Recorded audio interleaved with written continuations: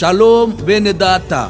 Nyuma y'amateraniro yaranzwemo imbaraga, ubuntu n'urugwiro yabaye umwaka ushize wa 2015 yabereye muri Chicago, Illinois.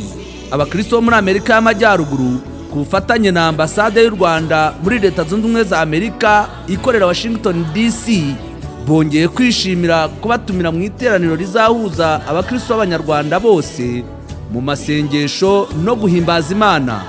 Ni mu gikorwa cyitiriwe Unified Christians for a Unified Nation. Bizabera Dallas, Texas, no kuva ku wa gatanu tariki 5 kugeza ku cyumweru tariki 7 z'ukwezi kwa 8 2016. Ubwitabire bwanyu buzatubera umugisha, kandi natwe tubifurije umugisha n'abanyu bose.